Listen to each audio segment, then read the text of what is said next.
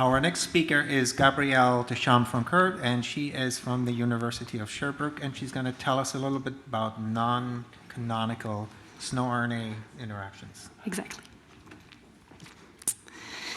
So hi, today I'll talk about the prediction of canonical and non-canonical BoxCD snoRNA interactions. So first of all, the BoxCD snoRNAs are small nuclear RNAs ranging between 60 to 90 nucleotides. They possess well-conserved patterns, RUGA, UGA, which are the boxes C and C prime, depending on their position in the snoRNA, and the box D, and the sequence is CUGA. Their canonical function is the methylation of ribosomal and small nuclear RNA, and this methylation is a crucial step in the ribogenesis. To accomplish this function, they interact with their target by sequence complementarity using the region upstream of the boxes D and D prime, called the antisense element. And the fifth nucleotide upstream of the boxes D and D prime are methylated. But even though we understand very well this mechanism, there are still some snoRNA that don't have any known target yet, and they are called orphan snoRNA. So maybe they use a different mode of action, or they target different type of RNA, and that's why they were unnoticed before. A few years ago, a group took interest in a snoRNA family called the SNORD115 that is included in a lost locus leading to Prader-Willi syndrome, which is the leading genetic cause of obesity. So they did complementary search of the antisense element of this family, and they found the complementarity with the serotonin receptor 5-HT2CR. And this complementarity is highly conserved in mammals. So they looked further and saw that the sequence complementarity is near a splice site. And they showed by mutation and compensatory mutation that the expression of SNORD115 leads to the inclusion of the exon 5B. And when the exon 5B is missing, the receptor is not functional. In this paper, they also defined a complementarity characteristic of a snoRNA interaction. So the complementarity must be with the antisense element. It tolerates up to 3 mismatches and is highly conserved in mammals. These characteristics are already used by a BoxCD snoRNA target predictor called Plexi, which was published in 2011. So Plexi only considers the antisense element of the snoRNA and is able to retrieve the interaction between SNORD115 and the serotonin receptor. Afterwards, there were more and more non-canonical functions that were discovered for snoRNA, and they are highly diverse. So here you can see in yellow the antisense element. And so there is one snoRNA that produces a piRNA which induces the pre-mRNA degradation of its target using the 3' end of the snoRNA. There's one that guides the rRNA acetylation using the extremities of the snoRNA. One that regulates its target mRNA level using the region overlapping with the antisense element. There is one that regulates the alternative splicing of its target using the middle region. There's also one that promotes breast cancer cell invasion using the 5' half. And there's one that regulates the alternative splicing of many targets, cumulatively covering the whole snoRNA. So as you can see, the non-canonical function are, there is a wide range of non-canonical snoRNA functions, and taken together, they cover the whole snoRNA. So a good predictor should consider full-length snoRNA and not only the antisense element. So the available tools are not appropriate to predict the non-canonical snoRNA interactions. Also, there's a group who showed that a snoRNA can have both canonical and non-canonical function, so the study of non-canonical snoRNA interactions shouldn't be limited to orphan snoRNAs. So my objective is to build a predictor for canonical and non-canonical snoRNA using machine learning, and to do so, I needed to curate the literature and gather interaction data, define and extract the relevant features, and build, train, and test the predictor iteratively. So to build my training and validation set, I first took the experimentally validated interactions from the literature. So either the presence of the interaction was validated by CLIP, the necessity of the interaction was shown by mutation and compensatory mutation, or the effect was validated by Norton blot or PCR, and so on. But this data is biased by the search for canonical interaction. People were looking for canonical interaction, so they found canonical interactions. And as a matter of fact, that's what I found. So there are 140 canonical, experimentally validated canonical interactions for only 17 non-canonical interactions. So this creates a great imbalance that that might lead to a predictor that only finds canonical interactions, which is not my goal. So to address this problem, I turned to the second type of data I could get from the literature, which is the data obtained by high-throughput interaction identification methodologies. So this data is not biased in favor of canonical interactions, which is great. But there is no validation of the effect, which can be both good and bad, because we don't really know if this interaction has a biological significance. But if we always require a validated effect, well, we might lose some interaction that leads to undiscovered function. And also, this data has higher false negative and false positive rates because of its experimental procedures. So for this data, I took the data from three similar methodologies, which were published in the same week in 2 different journals, and they are called Paris, Legerseek, and Splash. So these methods do a reversible psilane cross-linking, then they purify the duplex, so they're a double-stranded region, and they do a proximity ligation to get only one molecule, and then they reverse the cross-link and they sequence the remaining molecules. Doing so, we obtained both members of the interaction in one sequencing read. So using this data, I obtained over 6,000 distinct BugCD snoRNA interactions, which is huge compared to the 150 I had from the experimentally validated interactions. So then I wanted to know what are the RNA that are interacting with the snoRNA, and if the non-canonical interactions were an important part of the snoRNA interactions. And as a matter of fact, they do. So the canonical targets, which are ribosomal RNA and small nuclear RNA, only accounts for 21% of all snoRNA interactions, well, all BugCD snoRNA interactions. And you can also note that the protein coding genes have the most interaction with the BugCD snoRNA. You can also see that there is a good proportion of intergenic interactions. We don't really know what they are. Maybe they are genes that are not yet annotated. Maybe they are sequencing error or region in the genome that are very similar to other, and so on. We are currently looking at that, but since we don't really know what they are for now, I removed them from my training set.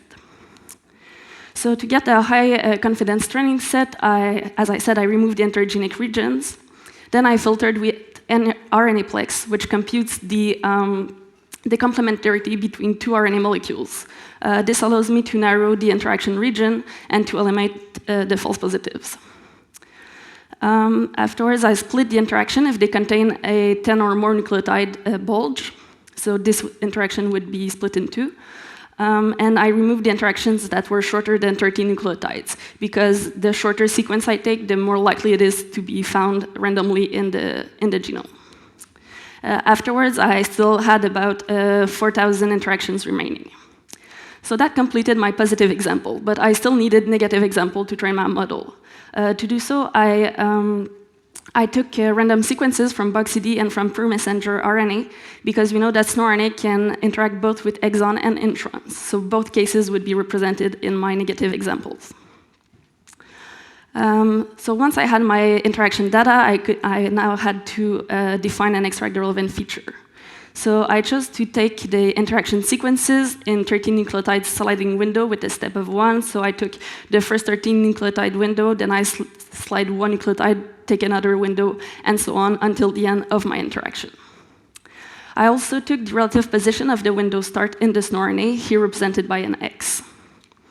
And then I eliminated the Windows redundancy to avoid counting the same interactions multiple times. So, for example, there are snoRNA that have multiple copies in the genome. So if all the copies target the same gene, I don't want, it could create a bias in their favor. So to avoid this type of bias, I eliminated the redundancy. So afterwards, I obtained about 7,000 positive windows and 20,000 negative windows. So all that was left to do was to build, train, and test the predictor. To do so, I chose to use a gradient boosting machine. I also tried an artificial neural network, but it was systematically outperformed by the gradient boosting machine, so I went on with this model. So briefly, what what is a gradient boosting machine? It's a combination of weak learner, in this case, shallow decision trees, that taking together make a very strong learner. And the main difference with a random forest is that each tree is added while taking into account the previous ones. So I did a random search to tune my hyperparameters, and these are the optimal ones for my problem. So I trained my model using these hyperparameter and a 5-fold cross-validation. And then I tested the performance of the model using 20% of my initial data that was kept apart for testing. And I obtained a Matthews correlation coefficient of 0.57. So this metric ranges between -1 and 1, so 0.57 is pretty good. Also, this metric takes into account the negative and the positive, so how well you predict the negative and how well you predict the positive. Afterwards, I wanted to see if the model was able to predict the interactions into which we had the most confidence, so the experimentally validated interactions, and whether it performed better for canonical or non-canonical interactions. And what we could see is that, well, the model predicts equally well both type of interactions, so about 75% of both. I also validated my model using a ROC curve, so the steep beginning and the distance from the random guess shows that the model performs well. I also wanted to compare with Plexi how good it would perform, and the gradient boosting machine performs way better than Plexi. What is striking is how little positive windows are predicted by Plexi. It has a Matthews correlation coefficient of 0.12, and also the gradient boosting machine runs way faster. I also wanted to look at the experimentally validated interactions. So the gradient boosting machine retrieves more experimentally validated interactions for both canonical and non-canonical interactions. And since Plexi only looks at the antisense element, it only retrieves the non-canonical interactions that overlap with the antisense element, whereas the gradient boosting machine retrieves non-canonical interactions throughout the snoRNA. So in conclusion, the non-canonical interactions represent an important part of snoRNA interactions. The only available tool is not suited for their high diversity.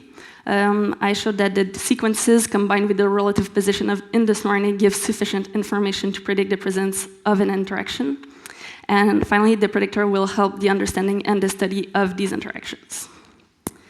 So this is still a work in progress, so I'd like to optimize the predictor, for example, by adding different input features. And once I'm satisfied with the predictor, I will predict the interactions in the whole transcriptome.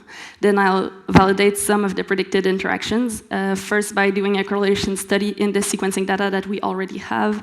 So is there a correlation or anti-correlation between the snoRNA level and the mRNA level of the target, or with an alternative splicing event? And we will validate the most convincing one by doing a snoRNA depletion followed by PCR and RNA-seq.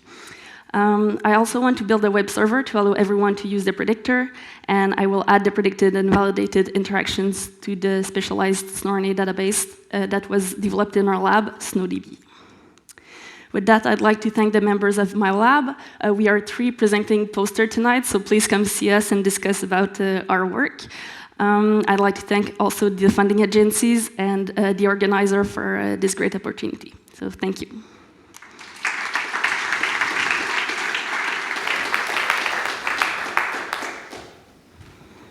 We have time for questions.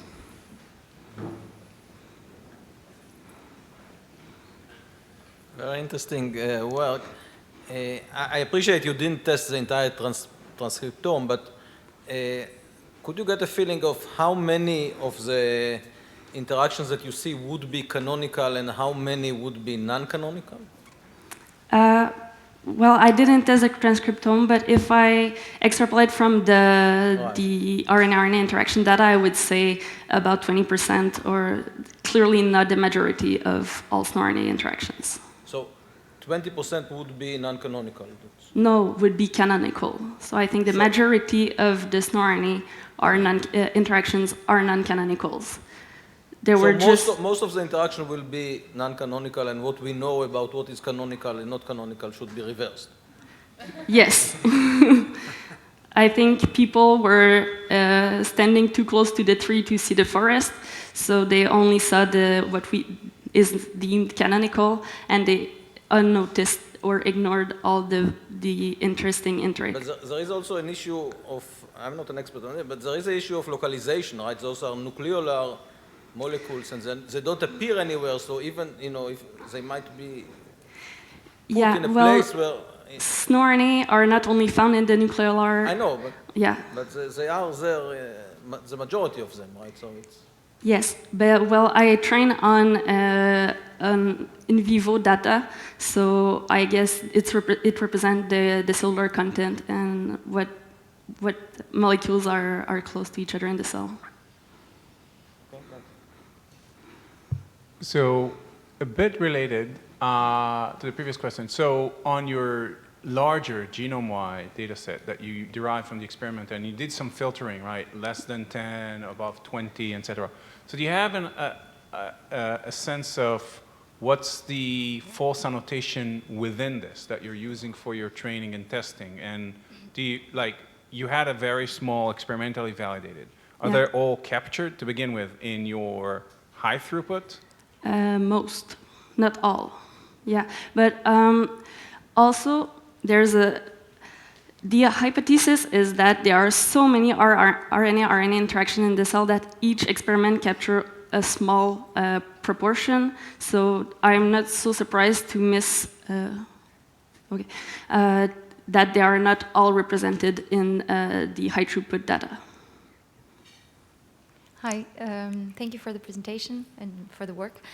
Just a curiosity, when you compare it to Plexi, are the 25 and 27, for instance, are they overlap? I mean, do you recover everything that Plexi predicts? No, it's not. Okay. They don't overlap completely. There is an overlap, but not complete. Yeah. So would you say that it's rather better to merge the information than to just like... Probably, yeah. Okay, thank you. Great. Let's thank Gabrielle again. Thank you.